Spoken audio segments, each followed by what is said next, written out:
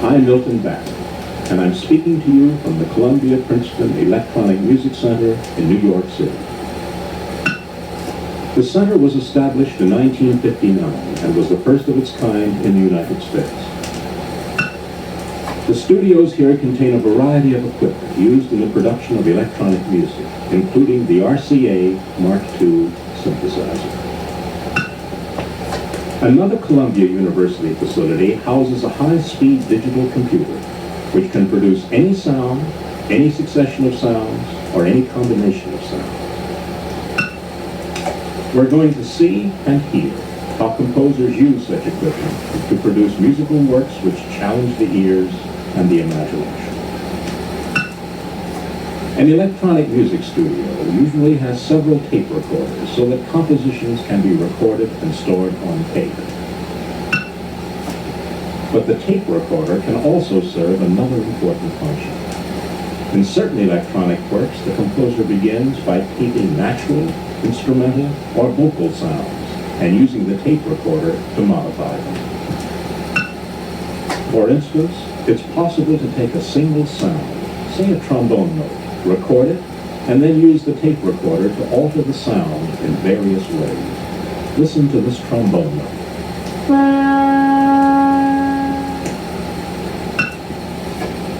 Now we'll play the note backwards on tape and also slow the speed of the tape recorder.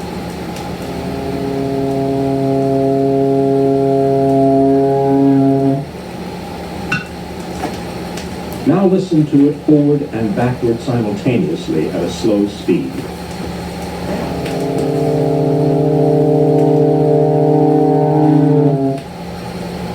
Even these simple operations alter the sound quite a bit.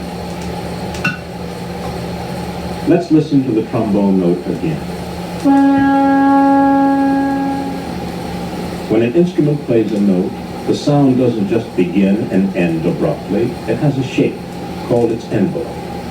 The envelope consists of the attack, the time it takes for the note to reach a given pitch and loudness.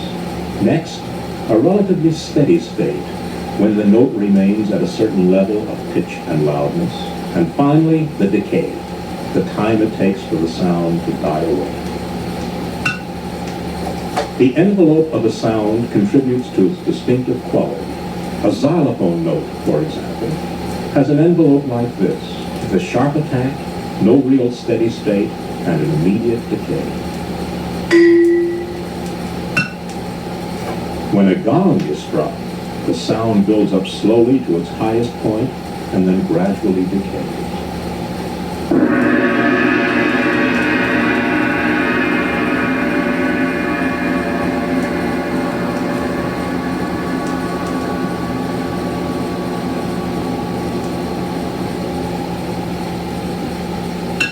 The envelope of any traditional instrument is part of its characteristic sound. To create electronic music, however, the composer must design and control the envelope of every note in his composition. He might alter the envelope of the sound by performing some of the simple operations I just described. Or he might decide to use only part of the sound, perhaps just the attack or decay. He does this by recording the sound and then cutting the tape to eliminate the unwanted portion. The tape recorder enables the composer of electronic music to work directly with the sounds in his composition, rather than merely notating the sounds on paper.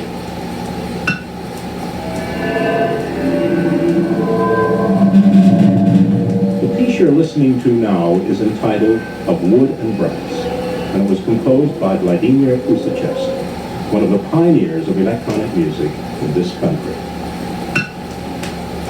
Vladimir, why is your piece entitled Of Wood and Brass? The title of the piece refers to the brass and wood instruments, which produced almost all the original sound materials: a trombone, trumpet, xylophone, and gong. I modified these sounds to create new ones, completely unlike those of the original instruments. In the fourth section of the piece, I started with a slide, or glissando, played by a trombone. From it, I created a wide range of new sounds by using 2 tape loops.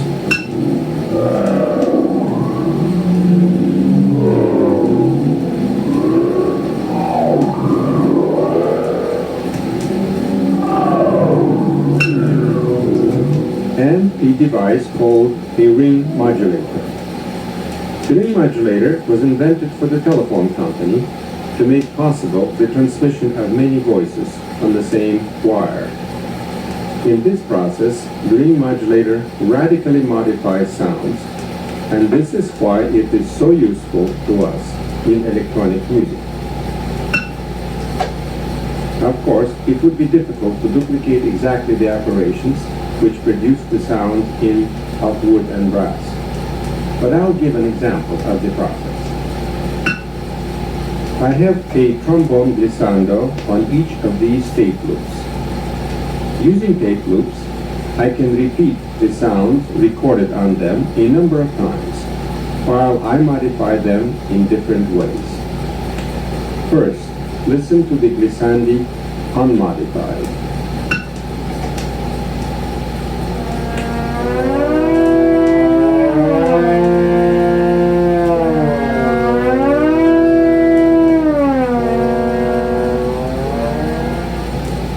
The tape loops are of unequal length, so the relationship of the 2 glissandi is constantly shifting.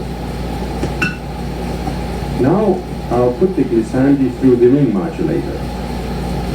This alters the structure of the original glissandi, producing completely new sound.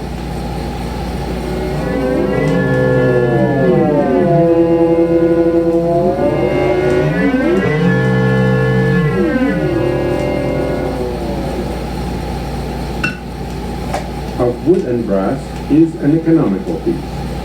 It has a wide range of sounds, and yet almost all of them were created by modifying and combining a very small number of instrumental sounds.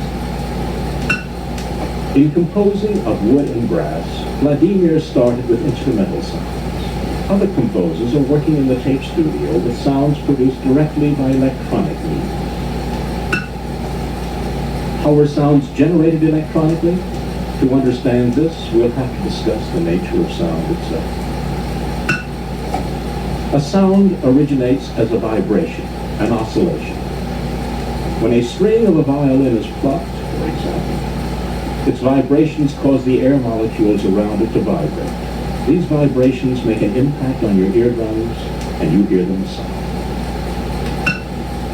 Many sounds you hear are not conveyed directly from their original source to your ears.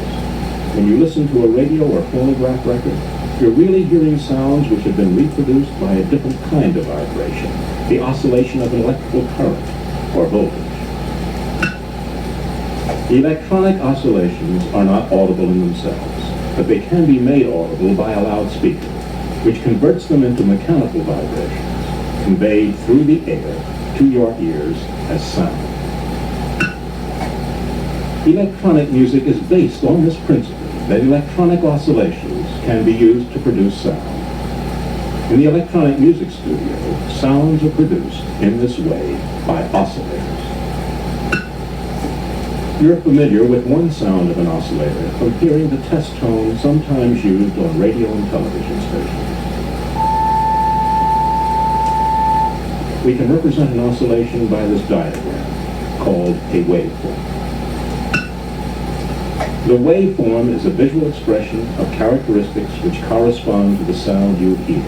These characteristics are the frequency, which establishes the highness or lowness, that is, the pitch of the sound, the amplitude, which establishes its loudness or intensity, and the waveform shape, which is related to the sound quality or timbre. I'm going to use the oscillators in the tape studio to demonstrate each of these characteristics. The frequency of a sound refers to the number of vibrations per second which produce it. The extremes of human hearing range from less than 20 cycles per second to about 20,000 cycles per second. A traditional orchestral instrument cannot produce this entire range of audible frequencies, but an oscillator can. This diagram shows one complete oscillation, called a cycle. Here, one cycle is taking place in 1/220th of a second. Therefore, the frequency is 220 cycles per second.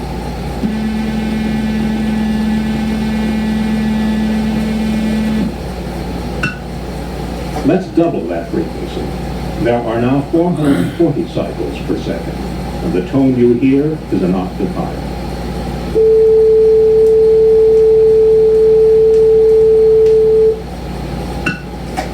I'll double the frequency once more. There are now 880 cycles per second, and the tone is again an octave higher.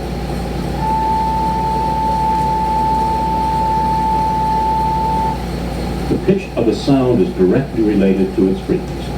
The higher the frequency, the higher the pitch of the tone. The lower the frequency, the lower the pitch. Let's return to the tone at 440 cycles per second.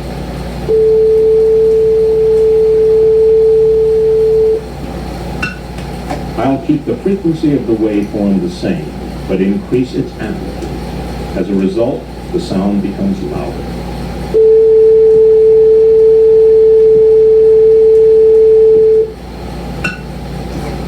Now listen to the crescendo as I rapidly increase the amplitude.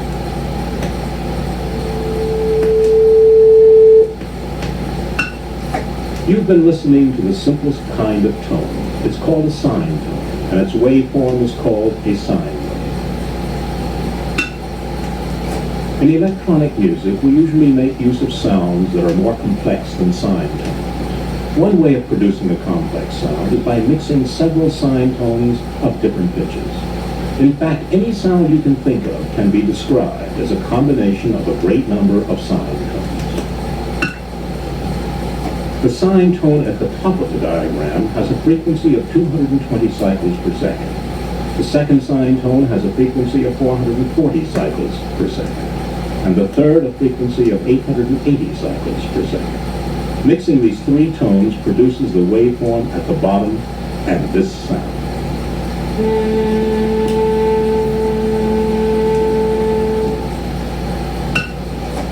Let's mix four sine tones at 220, 440, 660, and 1110 cycles per second. The result is a new waveform and a new sound.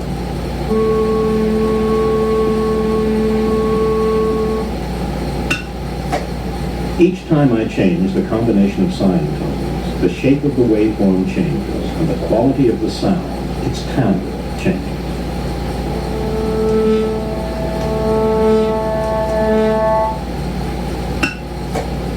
Most tape studios have equipment which can generate certain ready-made waveforms, like sawtooth waves. The sawtooth is a complex waveform from which many other interesting waveforms can be derived. Like this one. And this one.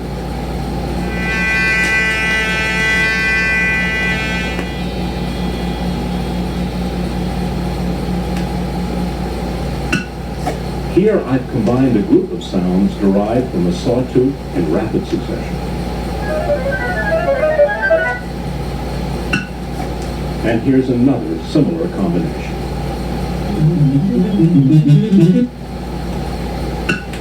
The envelope of a sound is also important in determining its timbre. By using these envelope controls, the composer determines the attack, steady state, and decay times of each note in a composition. I'm applying three different envelopes to this sawtooth wave. Listen to the changes in timbre.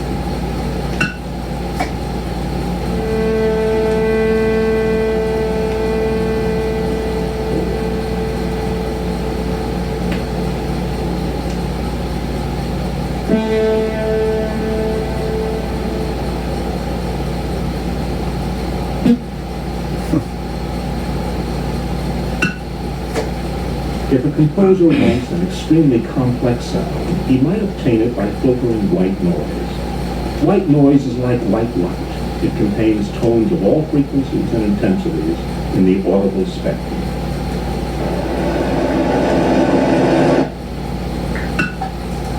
White noise is a very useful sound source. By using various types of filters in a tape studio to eliminate some frequencies while allowing others to reach the ears, it's possible to obtain complex and interesting timbres.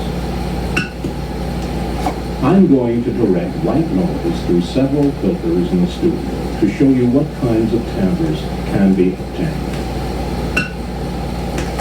The high-pass filter can be set to cut out frequencies below a certain point, allowing only the higher frequencies to reach your ears. Here it's eliminating frequencies below 4,000 cycles per second.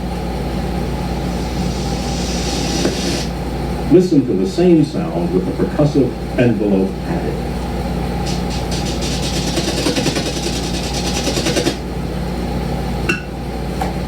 The low-pass filter eliminates frequencies above a certain point, so that only low frequencies are heard. I've set it to cut out frequencies above 100 cycles per second.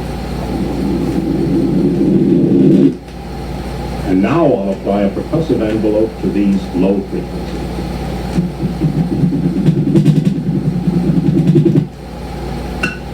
Listen to groups of frequencies from both the high and low ranges combined.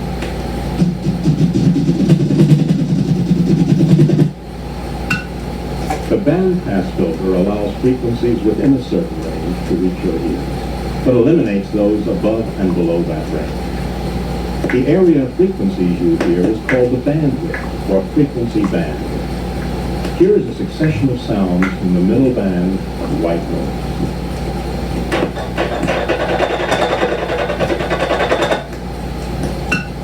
By using the tape studio equipment we've looked at, the composer can generate simple or complex sounds. He can modify the sounds by filtering, by use of the ring modulator, and in many other ways. After he records the sounds on tape, he can modify them further, using the tape recorder techniques we described earlier. In our next session, we shall see more recent and elaborate methods for producing electronic music, and we shall hear music realized in the tape studio and by synthesizers and computers.